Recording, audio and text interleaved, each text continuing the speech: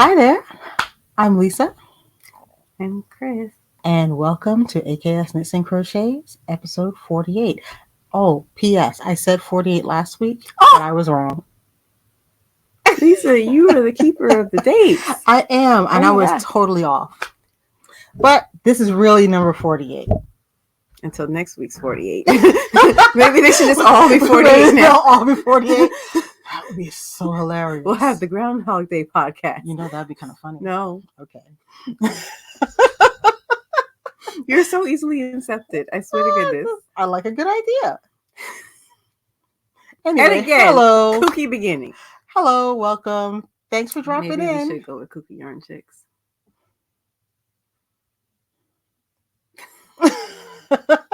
There were some votes for that, actually. So, we'll think about it. Anyway, I'm going to go first this week because I have reached quite a good stage in my process of my nymphola top. I finished the back last week and I was able to start the front. So let me show you what I've got.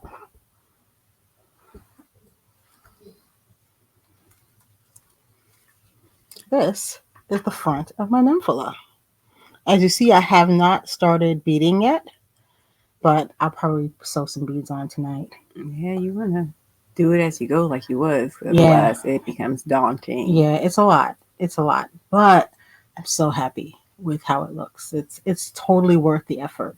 And you know what? I noticed somebody asked why I didn't put the beads on, as I knit, knit the beads in. That's because I am using seed beads, and this is worsted weight yarn. So they just wouldn't fit on the yarn. And I can't even split the ply and put it on if I wanted to that way. It's a chainette yarn, so I'm sewing them on. And I wanted to use small beads because I didn't want to add a lot of weight to the top. So that's the why behind that. So I'm still doing my same process. Every time I finish a repeat, I am putting in a lifeline, and I'm using the lifeline as sort of a grid because it's kind of easy to get lost when I'm sewing on the beads. And sometimes I think I went to the end of the row, and surprise, surprise, I didn't. So I'm creating a little bit of a grid to work off of with the lifeline. And this is going to be my measuring spot so that as I go along, I will have one consistent place where I measure this thing. And I find that I just get a more consistent measurement, and I don't just keep measuring, not seeing progress, sometimes seeing too much progress. It's crazy making. But I am hoping to have this ready for the first day of fall. Even if it means I got to stay up all night the night before sewing it together. No, don't do that. I don't want to do that, but it may happen. I've been known to do that. She gets a little crazy at the end of her projects when she sees that finish line. Yeah.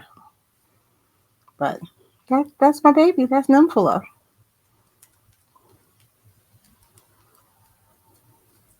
I did have one little oopsie this week, and I'm going to see if I was able to fix it enough. Okay, so close enough is good enough. Close enough might be good enough in this case. One end of my row has, let's say, 12 stitches on it. The other end of the row has 11 stitches on it. And, the ending segment and the beginning segment. And I was knitting away. And I thought everything was going really well. And then I realized, both ends of this have 11 stitches now. Why 4? Zoinks. That's what I said too. I did actually say zoinks. What happened? So I did not want to rip out a bunch of rows. So what I did was I dropped down within the section, just ripping out from this stitch to that stitch all the way down. Well, not all the way down, but like four rows down. And oftentimes when I do that, I'm able to find... It's supposed to be 12. Yeah. Anything. Okay. Yeah. No. It's supposed to be 11 on one end and 12 on the other end. Oh. Yeah. Oh. Yeah. Okay. And I think what messed me up was this heart-shaped stitch marker right here. I had it on the other end, on the back. So I'm associating it with 11 Yeah, so I didn't notice right away when I only had 11 stitches on this end. I noticed that you had kind of like a little chaotic stitch marker situation happening instead of just having the same stitch marker all the way down the row. And I was wondering how that was working out for you. Normally it was not a problem. Because every time you hold it up, I'm like, what's happening? Seeing 20 stitch markers. Yeah. Anyway, so what happened was I ripped out these stitches right here going down this section, and I kept counting to see when I would have 12 stitches again. I was like, did I drop something? Did I miss a yarn? I assumed I missed a yarn over somewhere. So, and I came up with a system, because what usually happens to me when I drop down in a section, I often can't quite remember which set of yarn came from what stitches. But I put a colored stitch marker on each loop, and I wrote down what row numbers that loop belonged to. Okay, I'm tired now. Knitting is complicated and wild, yo. It's not that wild, but I was able to fix the area without having to rip back the entire, because I went like 6 rows down. Yeah, I don't understand how that works. Or you just rip out part of a row. Yeah, because all the way down. You know what it is? Because the stitches are open, when I rip out from here to, let's say, this stitch marker, that leaves me with a loop of yarn just lurking. Okay. And the working yarn attached to the ball, loops. I can't. Is still just hanging out, but it's, it's not a loop, so I know where it belongs. So I just put the stitch marker on it, and I said, okay, the purple one is rows, 12 and 13.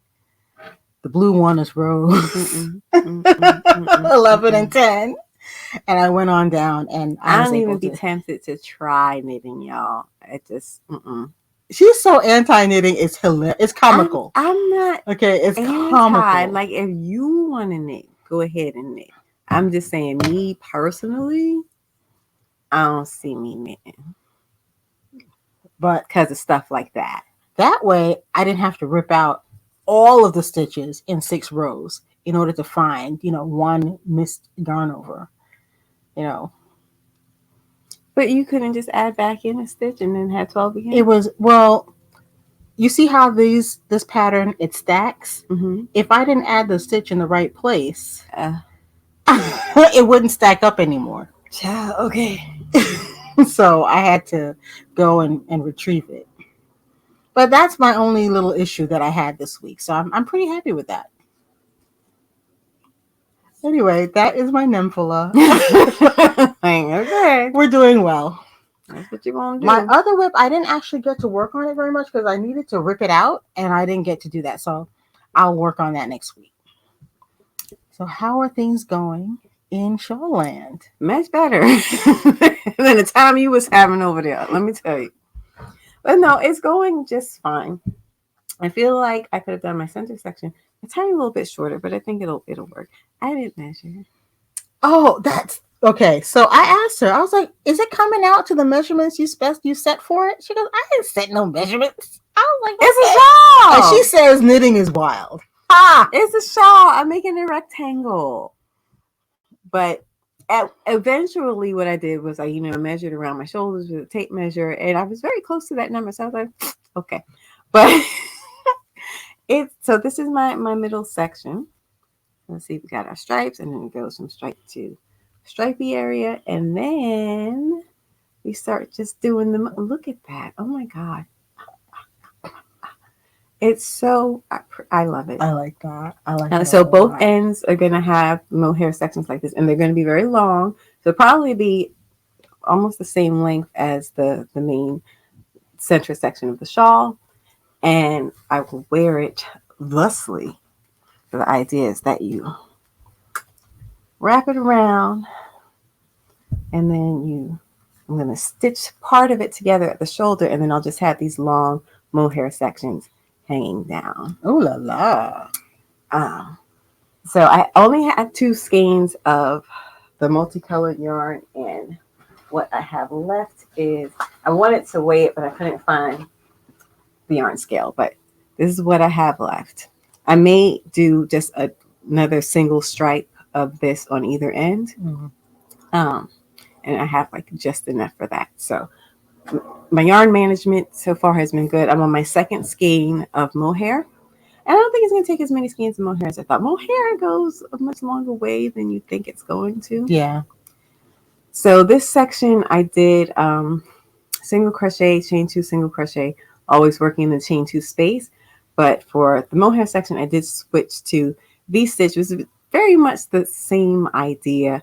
So you do double crochet, chain 1, double crochet, always working in the chain 1 space. So there are 2 different stitch patterns that work very well together. You can use them back and forth interchangeably. Mm-hmm. But I switched to the V-stitch just so that I was using slightly taller stitches so that it would go a little bit faster, and you can see that opening between the beads much better. That.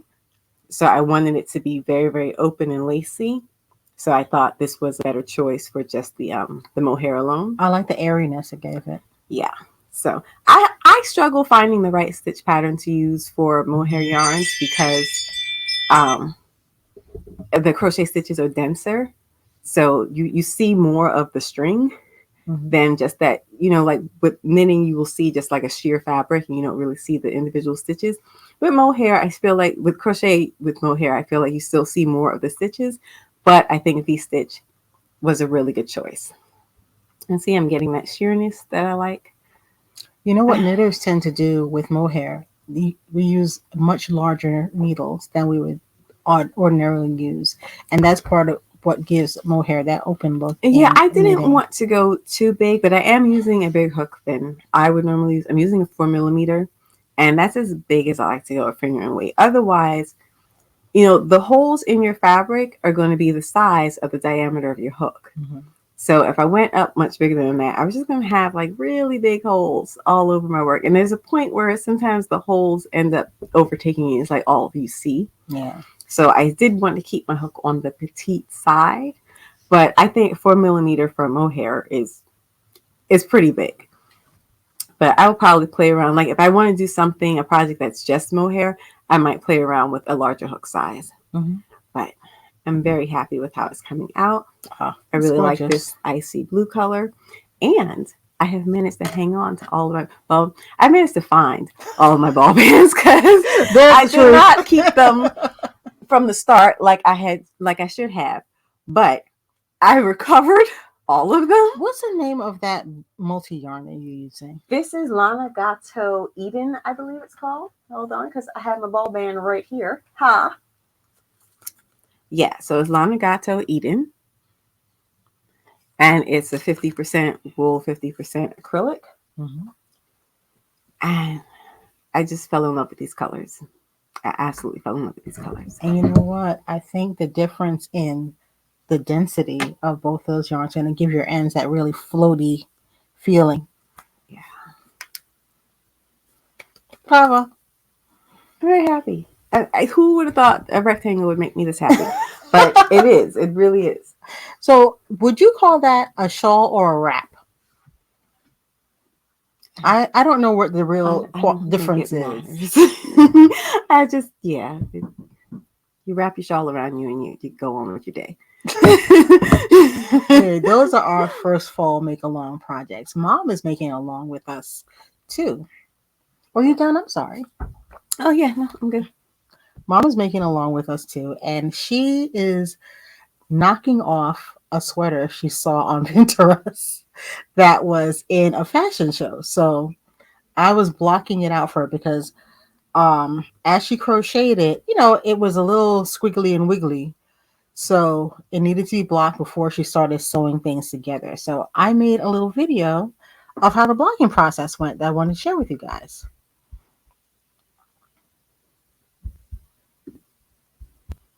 Blocking Mom's first fall map. And there we are.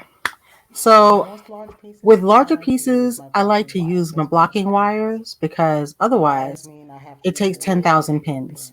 And blocking wires help me avoid those ripply edges. To So there I am, sliding in the wires. It took a while. I'm not going to lie. The other piece of equipment you need is a good tape measure, or better yet, a yardstick. I had done like 39 steps, trips up and down the stairs, so I didn't bother going down for my yardstick. But you can use the yardstick to make sure that your edges are straight. Then I hit it with the steam, and there she is after being steamed. Oh, look at those stitches just standing at attention. I love that.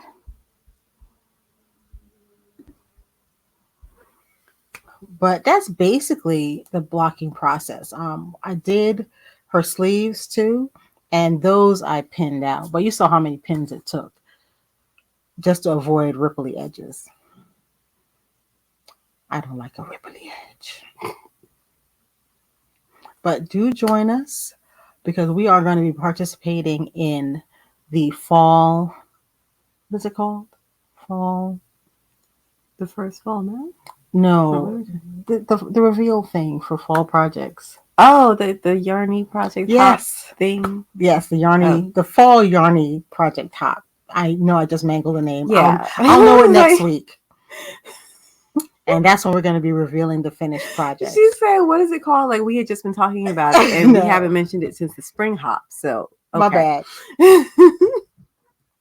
But this is me organized, so imagine. Yeah. So what's today's date? Do you know? Is it the 8th?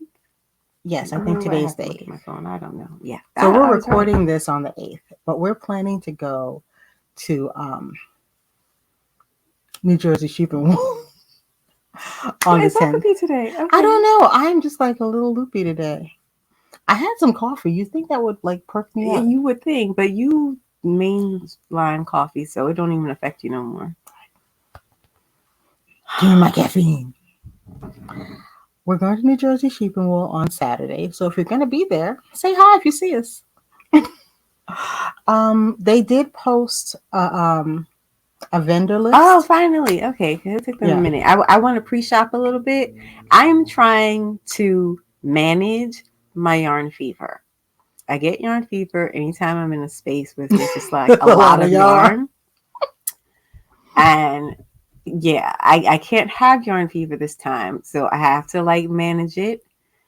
So if I can pre-shop and decide ahead of time certain things that I want, I can focus a little bit. Because I was so good with my plan for the wool walk. Yeah. And I did manage to just buy one yarn at each store. And I did use it to make my top. So that all went according to plan.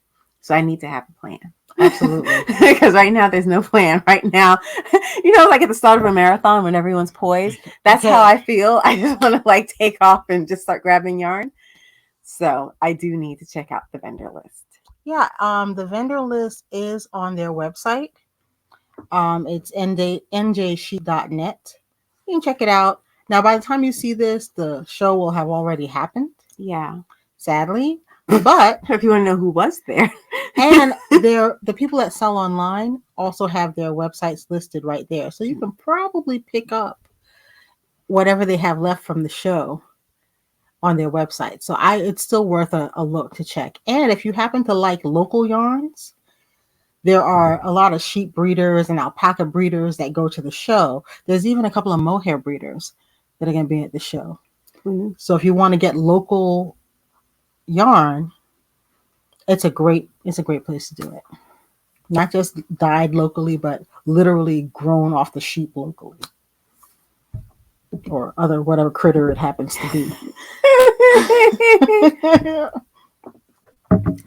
So, I have the address written down this time, so I'm going to tell you guys just in case. It's at the Hunterdon County Fairgrounds, and that is in Lambertville, New Jersey. Go me, I feel so accomplished this time. What is it, like maybe 45 minutes from us? I don't remember. We haven't been since, was it 2018 or 2019? Yeah, either 2018 it was a long time ago. Yeah, before the pandemic. I don't remember how long the drive was. But I don't think it was an hour. I don't think so either. I don't think it was an hour. So we were watching another podcaster. Hello. Her podcast is called Crochet ADHD. That's the word crochet, the number 80, and the letters HD, which I thought was so clever. Oh, yeah, because she's also into 80s music. Oh, yeah. I was like, that is so clever. See, I want a cool name like that. Yeah. We're gonna come up with one eventually, but we haven't made it there yet. But she had an interesting take. Now, she is new to yarn festivals. I don't know if anybody, you guys are new to yarn festivals. She's new to yarn festivals. She just heard about Rhinebeck. And once you start watching videos and going down the yarn festival hole, you find all sorts of things. So she heard about Rhinebeck and she saw all these people talking about making Rhinebeck sweaters. But she only saw knitters talking about making Rhinebeck sweaters. So she asked a really, I thought, pertinent question. Why aren't crocheters making Rhinebeck sweaters or things to wear to Rhinebeck? Are crocheters going to yarn festivals? And if they're not, why not? Uh-oh. Crystal has thoughts. No, it's just, one of the things that designers do when they're making their Rhinebeck sweater patterns is that they partner with these yarn companies. Mm-hmm.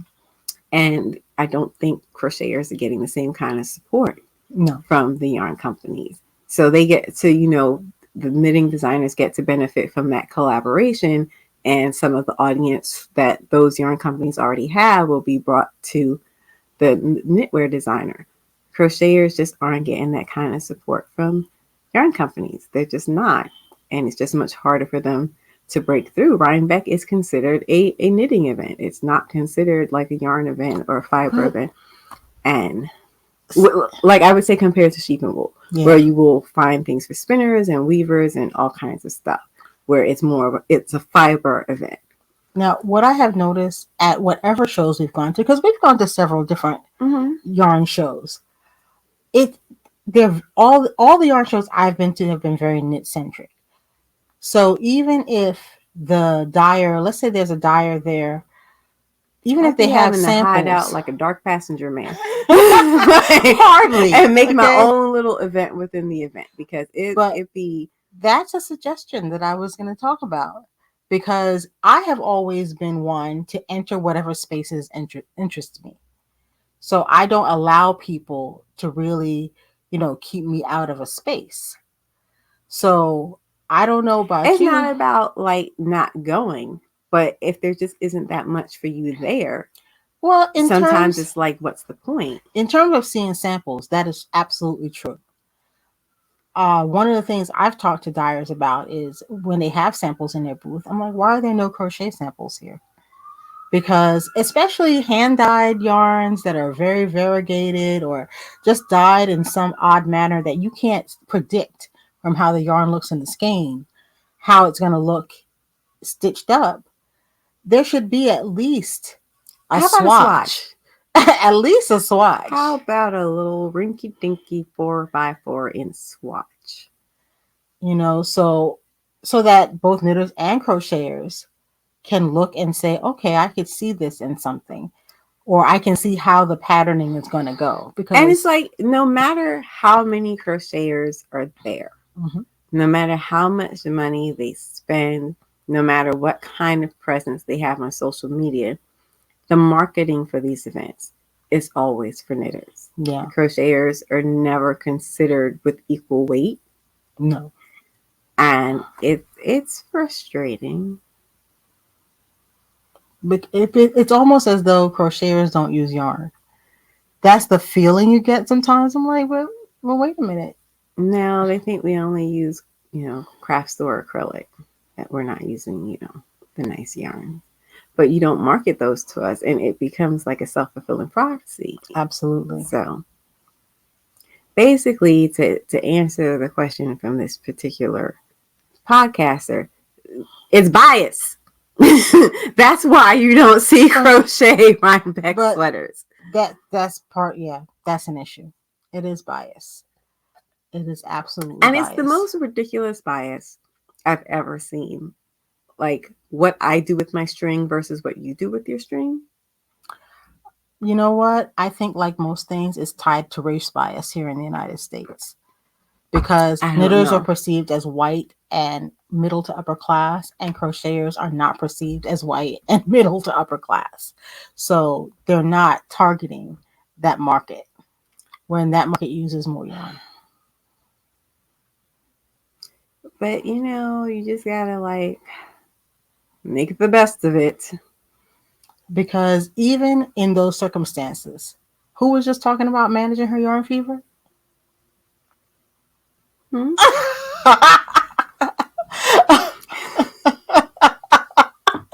Because like, look, just get out of my way. Yeah, basically. Just get out of my way. It'll be fine. But I would like to see more. But I remember several years ago, might have been, I would say it was 2019. I think it was pre-pandemic. There was a crocheter who did this really nice sweater that she debuted at Rhinebeck, and she had done like a raglan, and she beaded the shoulders Oh. and like down the top part of the sleeve. So it kind of had like this armor effect. It was really cool. People kept touching it. They were asking if they could touch the beaded portion.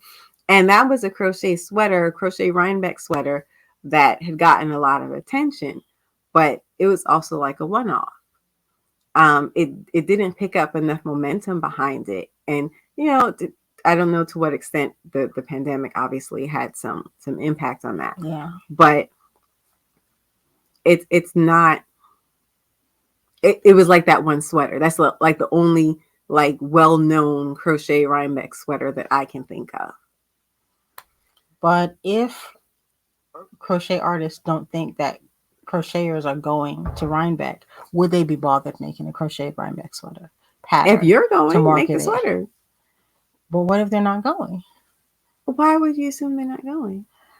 They're buying because yarn? I feel like because the event seems so closed, it's a closed event almost because it's so targeted to knitters. It's like Vogue Knitting.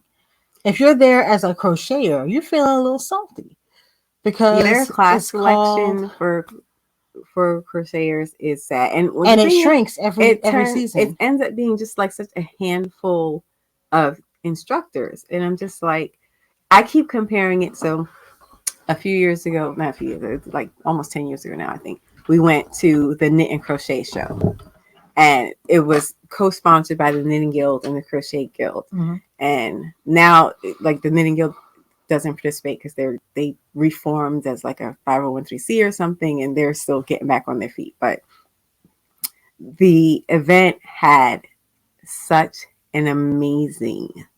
I had never been to a yarn event that had that kind of selection of classes for crocheters, like things like you really wanted to learn new things that you hadn't seen before.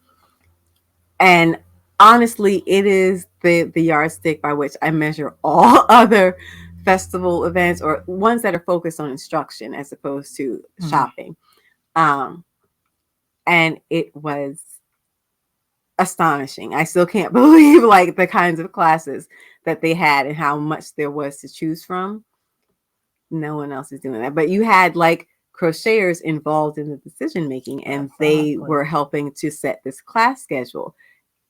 Vogue Knitting, you can tell it's the knitters deciding what classes to offer crocheters, and maybe that doesn't work so well. So I feel like these organizations need to have crochet representation behind the scenes, helping to make the decisions as far as what's going to be offered and where and how it's marketed. What did you think of the Stitches show that we attended, the virtual one? Because they're still doing Stitches at home. I did one. I think it was like their first one that they had done, and I took a class with Dora Orenstein. But it's Dora Orenstein. I'm gonna follow Dora Orenstein wherever she goes, wherever she's teaching a class. That's fine. But obviously, and let me tell you, I had a problem with it because not only were there fewer crochet classes, but you expect that, right?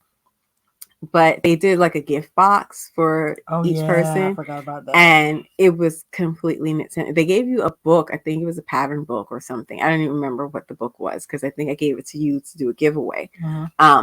but it was a knitting book. Like it wasn't a book that maybe had patterns for both. They didn't have like you could have a book for the knitters and a book for the crocheters. And when you select, what you want, they could send you that book. But no, it was knitters deciding for other knitters. And if the crocheters were there, well, fine. You're just there in the background and don't speak.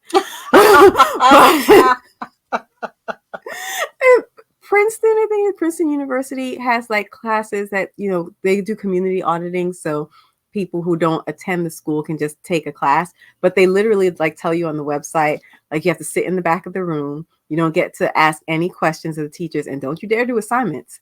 Like, no. So that's kind of like, we're like the community auditors of the yarn community. And yeah, you have to have more crocheters helping to make the decisions. Absolutely. Like, Vogue magazine might want to hire someone to be their crochet editor and then, include some crochet content. Maybe, I don't know. Perhaps I'm just talking crazy, but you have to have crocheters as part of the conversation and not as an afterthought, or even not even a thought at all. It's just like if they're there, if you showed up, like, oh, I think she has a hook. So if the burden falls on each individual crocheter to like maybe talk up their Rhinebeck sweater, or organize their trips to some of these yarn festivals or whatever it is, or show off their haul from these events, whatever it is you do, but there's no organized community saying, hey, we're here too.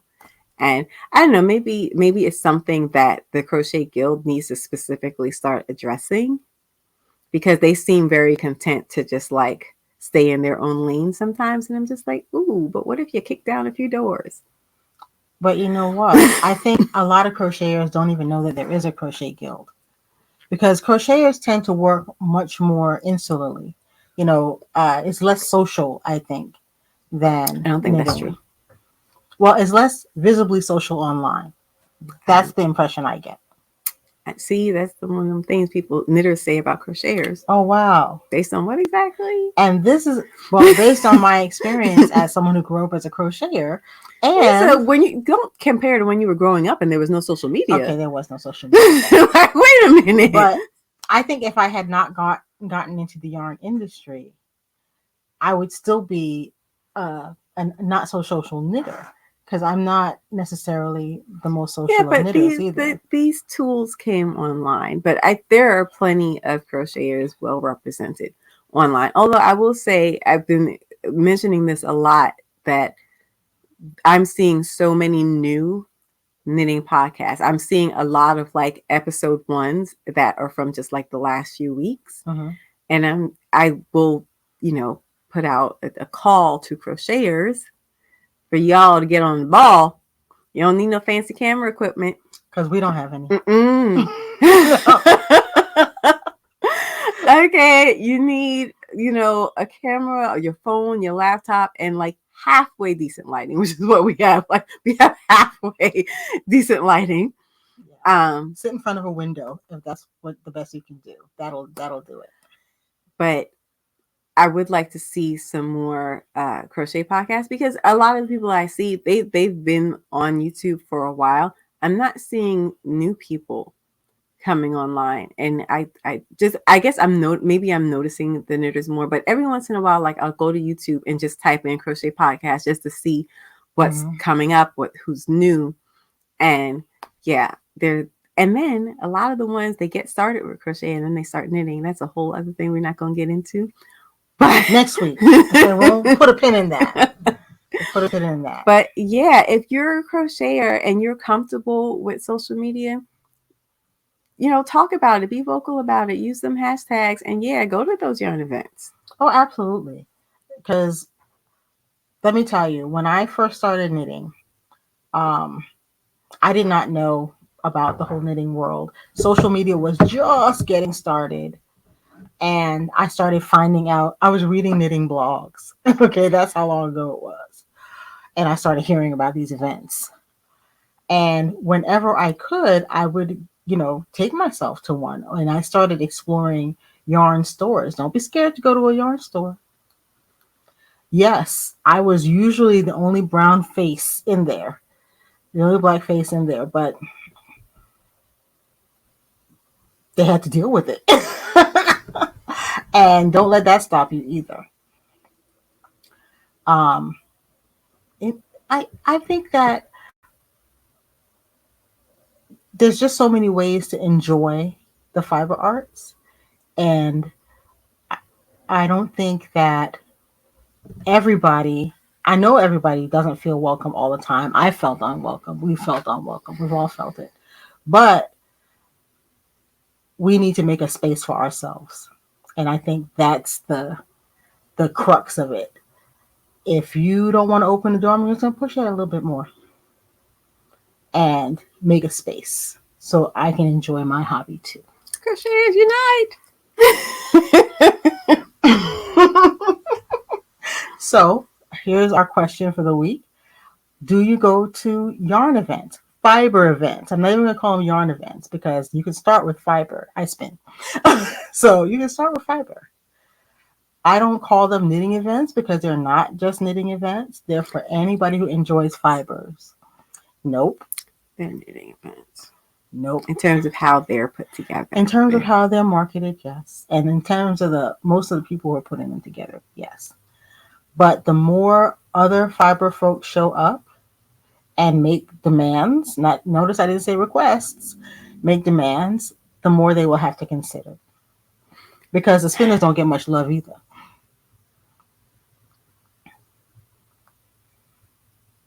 So, do you go? Do you have any that you're planning to attend? So think about it, push into that space. What you're looking like I would just be surprised if anything changed. It's eventually going to have to.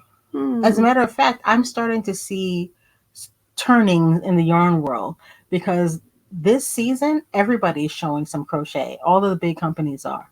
And in the past you could see an entire season of new yarns come out and have no crocheted samples.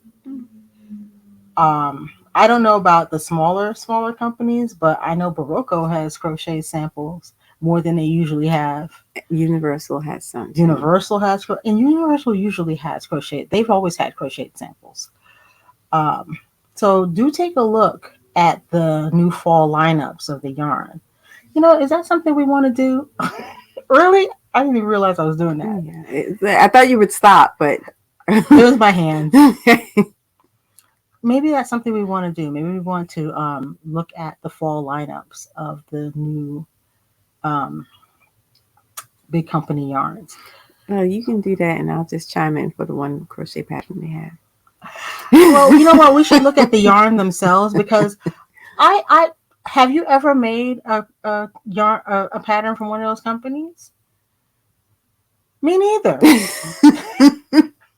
I don't depend on the yarn companies for patterns. It's such a funny thing. When I was still crocheting, mostly from patterns, I always use books. Every once in a while, I'd find a pattern online, but I always use books, and I don't see a lot of crocheters or knitters using just like, the bound pattern books. Most people are on Ravelry now, and and Ravelry has its place. I'm not mad, but I really I just like the pattern books.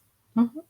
So I wasn't really looking at the patterns from the yarn company because I never intended to make things in those yarns. Remember, those patterns, their goal is to sell you the yarn, and I never had any intention of buying that specific yarn to make a pattern. So I need to look at their patterns.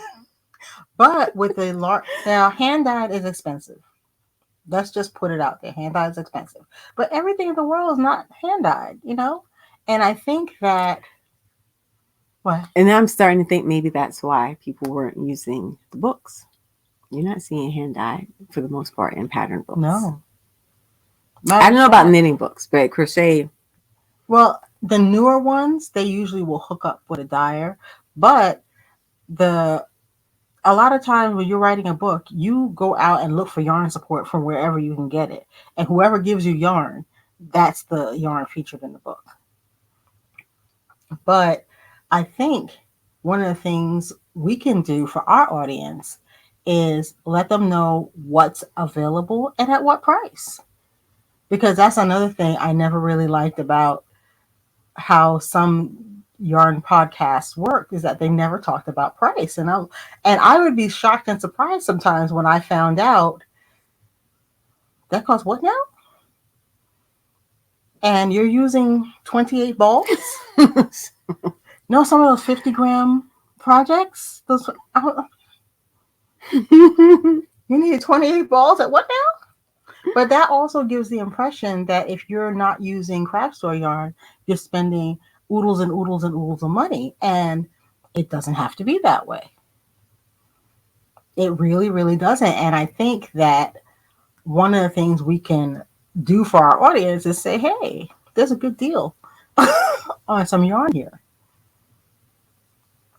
We were just having a discussion at Sit and Stitch, not last week, but I think the week before. One of the ladies was wanting to do this, she fell in love with this sweater that she saw, but the yarn is sold in 50-gram balls. And it was like, I don't know, 20 something dollars a ball. And she would need at least 10 of them. Yeah. So we were talking about, well, what else can you use? And I pointed out that the designer talked about substitution yarns herself on her website. And one of them was Cumulus, which is sold in 100-gram balls. And it's like 251 yards per ball. And guess how many of those you'd need to make that same sweater? Something like 4. So it would just like cut the price in half or less than half, really. So, there's a lot of different things you can do to make the different kinds of yarn you want work for your budget. Don't be afraid to shop a closeout. Yeah, you just discovered whose closeout section? Webs. Yeah, Crystal just fell into Webs closeout section. The funny thing was, the reason I paid so much attention to it is because we used to sell those yarns. So I know exactly how much they cost. And I was like, they sell it for how much now? Okay. We're going to scoop up some of that. Yes. The Webs closeout area. And every once in a while, who is it? Premier Yarns?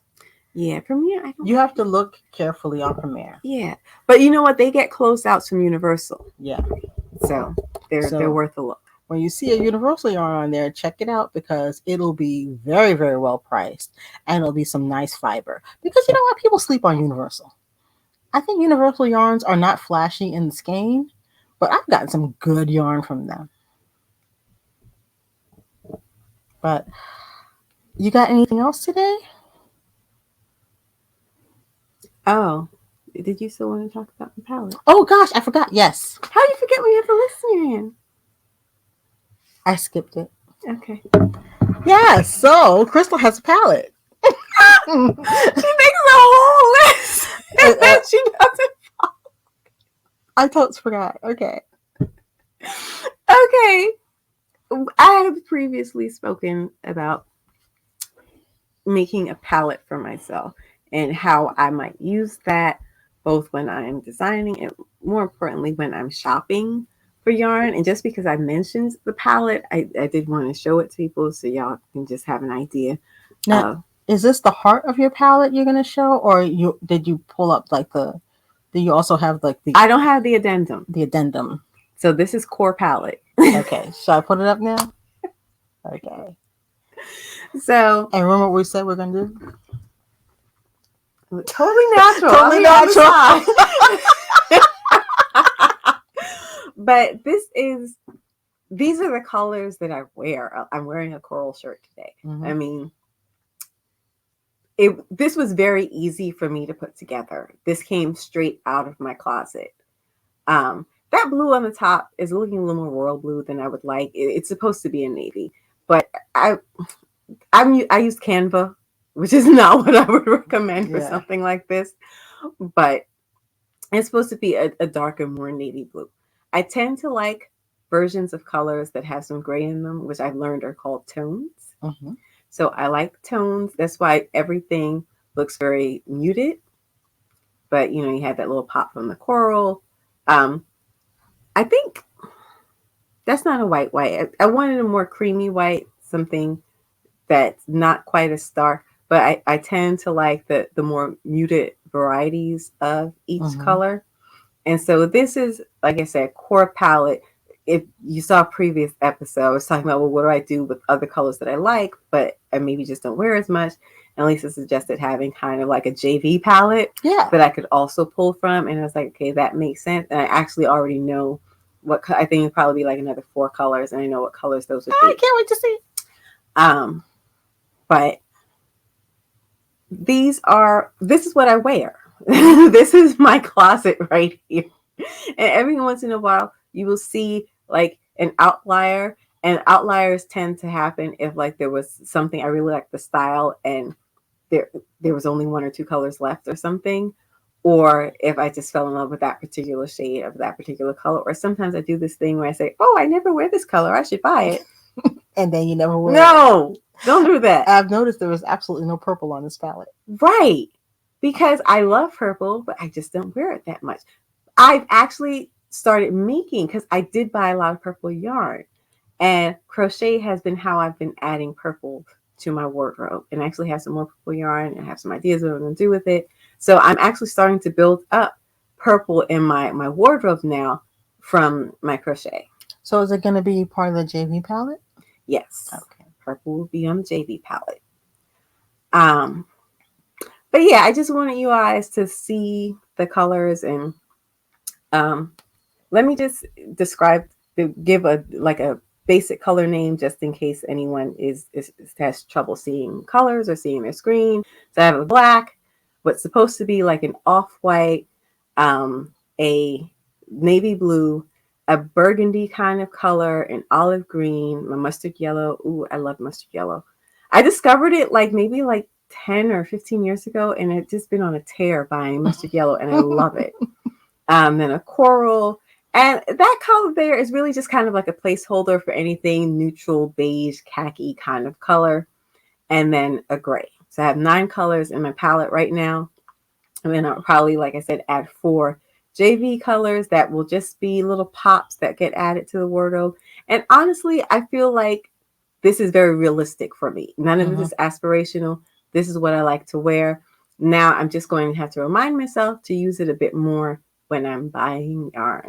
Because yarn, I go wild and I'll buy any color. You should put that on your phone and bring it with you. Yeah, that's the plan. Yeah. That's exactly what I aim to do.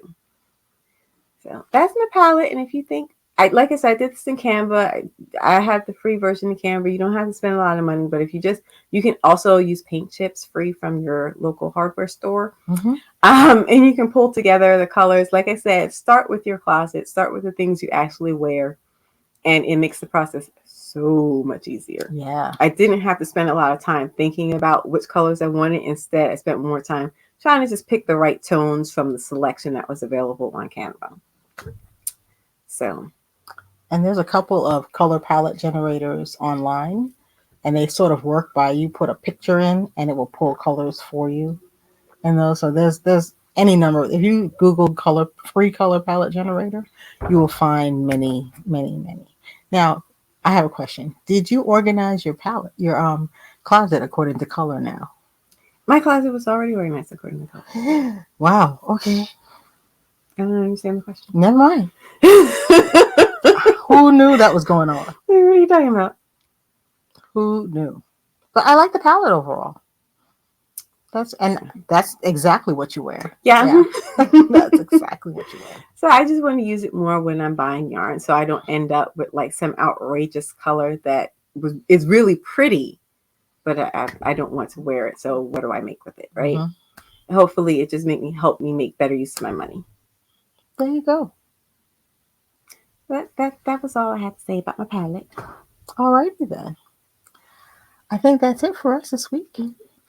Thank you so much for joining us. If you are curious about Cryss's palette, you can check out her blog at crochetcryss.com. She did an article, a blog post about her palette. Now, why are you always surprised when I flash that? Because you never say you're going to. Oh, okay. Okay, so I'm going to tell you now. Every time I say crochetcryss.com, I'm going to flash the banner. Okay. All right. Anyway, thank you guys. See you guys next week. We might have a haul. We'll definitely have a haul. Bye-bye.